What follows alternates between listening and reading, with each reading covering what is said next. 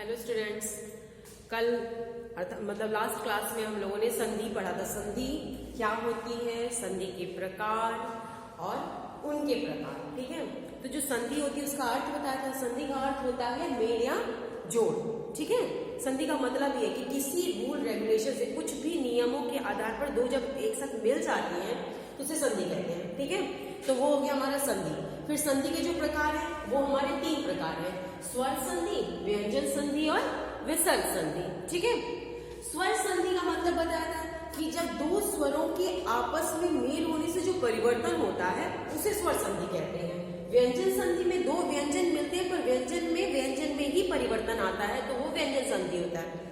विसर्ग संधि में क्या होता है कि पहला शब्द जो होता है उसके अंत में विसर्ग और दूसरे शब्द में व्यंजन या जो भी हो, तो उनसे जो परिवर्तन हो जाता है वर्ण में, जिन वर्ण में परिवर्तन, विसर्ग से जब वर्ण में परिवर्तन होता है तो उसे हम कहते हैं विसर्ग संधि। ठीक है, तो हमारे जो सिलेबस में है वो सिर्फ और सिर्फ क्या है, स्वर संधि ही है। तो स्वर संधि बताया कि स्वर संधि का मतलब है कि दो स्वरों के मेल से परिवर्तन होता है, यानी कुछ नियम के अनुसार, कुछ नियम को मानते हुए उसमें जो चेंज होता है, जो परिवर्तन होता है वो स्वर संधि में होता है।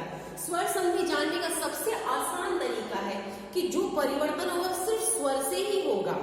ठीक है ना, तो उसी प्रकार जो स्वर संधि है उनके जो प्रकार है वो 5 प्रकार है। 5 प्रकार में पहले आ जाएगा हमारा दीर्घ संधि, दूसरा गुण संधि, वृद्धि संधि, जड़ संधि, अयादि संधि। ठीक है, तो दीर्घ संधि में क्या होगा, दीर्घ संधि कल बताया था अक सवर्णे दीर्घ। हमेशा क्या होता है, जो आपस में सेम वर्ग के ही वर्ण मिलेंगे, जैसे अ छोटा बड़ा, छोटी बड़ी, छोटा उ बड़ा उ, यानी जिनको बड़ा छोटा करके बोलते हैं ना, तो वही चीज हुआ। ठीक, तो इसके साथ सिर्फ 3 होते हैं परिवर्तन, जो होगा 3 हमारे स्वरों से परिवर्तन होता है, छोटा बड़ा छोटी, यानी उनके साथ छोटा के साथ छोटा आए या बड़ा आए, यानी बड़ा में, और छोटी के साथ छोटी या बड़ी आए, छोटा उ के साथ छोटा हो या बड़ा हुआ है, उसमें हमेशा क्या जो परिवर्तन होगा वो हमेशा बड़ा में ही परिवर्तन है, यानी दीर्घ मतलब क्या होता है, बड़ा। तो अगर सवर्ण दीर्घ परिवर्तन भी होगा सिर्फ 3 स्वरों में, वो स्वर सबसे आसान तरीका है कि जब भी हमारा आए कि देखा जैसे विद्यालय है, बीच में प्रयोग किसका हुआ, बड़ा आ का, मात्रा का हुआ ना, स्वर का परिवर्तन भी किन स्वरों के, स्वरों में परिवर्तन जो हमारे होगा वो सिर्फ इसमें परिवर्तन होकर आता है बड़ा का। सबसे आसान तरीका जानने का, बड़ा बड़ी और छोटा, बड़ा। ठीक है ना, और इनका जो परिवर्तन होता है वो क्या होता है कि बड़ा, अगर छोटा आए तो बड़ा बन जाएगा, बड़ा आए तब भी बड़ा होगा, छोटी के साथ छोटी आए या बड़ी आए, छोटा ऊ के साथ छोटा ऊ आए या बड़ा हो। ये हमारा दीर्घ संधि का सबसे आसान तरीका होता है जानने का कि सिर्फ 3 स्वरों का प्रयोग में परिवर्तन, किसी शब्द में सिर्फ 3 स्वर में जो परिवर्तन होगा, समझ लेना कि अगर कोई शब्द हमने लिखा है उसमें हमारा जो मात्राओं का प्रयोग हुआ है वो बड़ा, बड़ी और छोटा होगा। अगर उसको विच्छेद करना है या पूछ रहे हैं, जैसे विद्यालय है, विद्यालय में पूछे इसमें कौन सी संधि है, तो विद्यालय है, विद्यालय में जब हमने पढ़ा, सबसे अच्छा तरीका होता है किसी चीज को जानने का, हिंदी में हमारे व्याकरण में अपने उच्चारण से, यानी शब्दों का उच्चारण हम किस तरह करते हैं वो चीज मायने रखता है। ठीक है ना, तो जैसे अगर इसका उदाहरण देख ले, दीर्घ संधि का सबसे आसान तरीका, 2 उदाहरण मैं आपको बताती हूँ। जैसे आगे हमारा विद्यालय, विद्या प्लस आलय, अब ये 2 वर्ण है, 2 शब्द हमारे, इन दोनों को जोड़ना है। ठीक है ना, तो इसमें परिवर्तन क्या हो जाएगा, आ उच्चारण में, और इसमें आ तो प्लस आ, तो क्या हो जाएगा, हमारा हो जाएगा पूरा बड़ा। ठीक है ना, विद्यालय। ठीक, ऐसे देव प्लस आलय, देव प्लस आलय, देव में हमने किसका प्रयोग किया, देव में हमने प्रयोग किया, छोटा देखते हैं, देव में प्रयोग किया हमने छोटा, उच्चारण से देव प्लस आलय। ठीक है ना, तो देव में हमने किसका प्रयोग किया है, देव में हमने प्रयोग किया अ, उच्चारण बोल के देख रहा है ना, बोल के देखिए, देव अ आया छोटा, तो ये हमारा छोटा अ हो गया प्लस बड़ा, और फिर हमेशा क्या होगा, बड़ा में ही परिवर्तन हो जाएगा। ठीक है, इसी तरीके छोटी बड़ी, जैसे रवि प्लस ईश, रवि प्लस ईश, ये तो हमारा अ का उदाहरण हो गया, ये बड़ा अ का उदाहरण हो गया, चाहे जो भी देखो आ का उदाहरण चाहे बड़ा में आए छोटा में आए, ठीक है ना। उसी तरह का ई का उदाहरण देख लीजिए, ई भी हमारा उदाहरण में आ जाएगा, जैसे हमारा आया रवि और प्लस ईश, ठीक है, रवि प्लस ईश, रवि प्लस ईश, तो क्या हो जाएगा, इसमें चेंज जो परिवर्तन होगा हमारा बड़े में हो जाएगा, हमेशा रवीश हो जाएगा, ठीक है, रविंद्र हो जाएगा इसी तरीके, ठीक क्लास।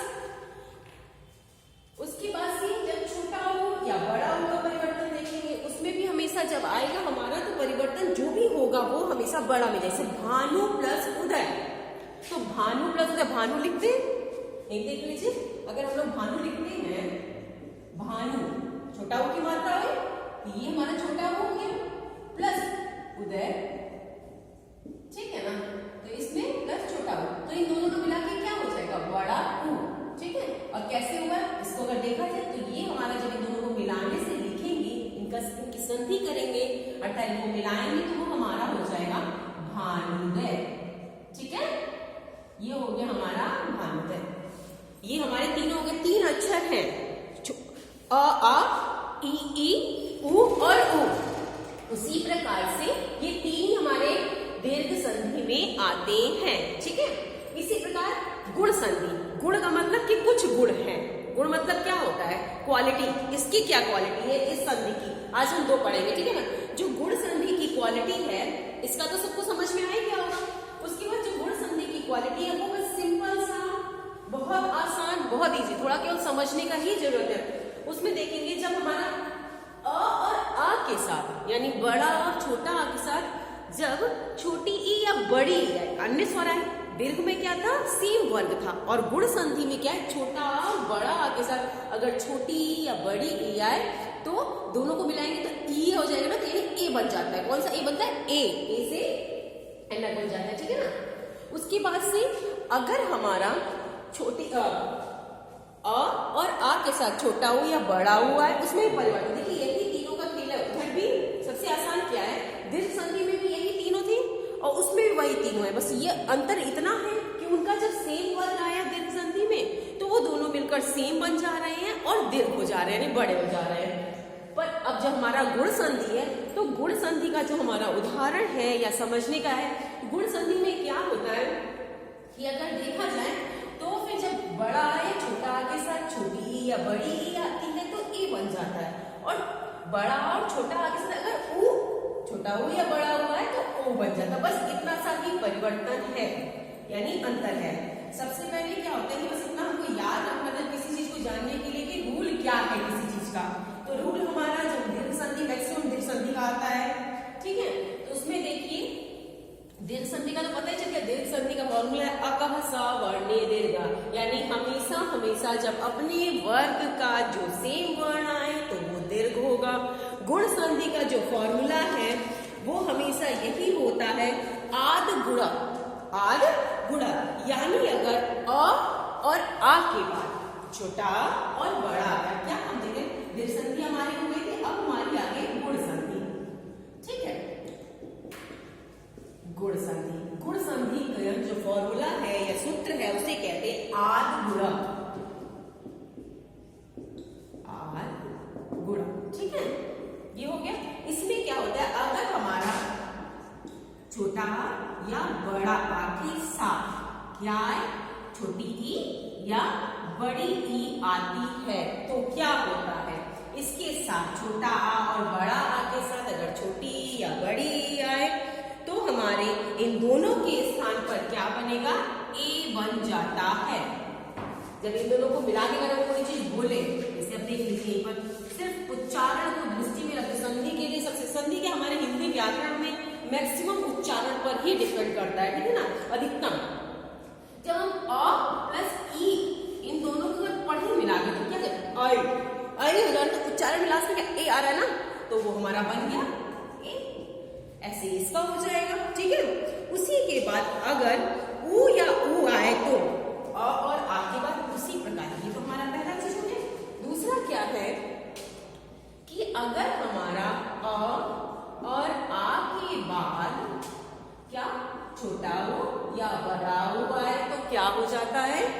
छोटा और बड़ा ऊ आए तो हो जाएगा ओ।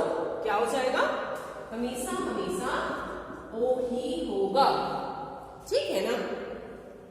उसी की तरह अगर री आए तो दोनों के स्थान पर अर हो जाता है। अर री आए दोनों के स्थान पर अगर अ या आ के बाद क्या तीसरा अक्षर हमारा इसमें जाता है री। अगर री आए तो हो जाएगा अर। क्या हो जाएगा? अर। अ प्लस री बढ़ो अर री री है ना, तो अर आ जाएगा उच्चारण में। बस यही चीज है इसमें, और कुछ नहीं जानना है। उसी तरह से अगर देखा जाए तो हमारा ये पहले हमने दीर्घ संधि पढ़ लिया।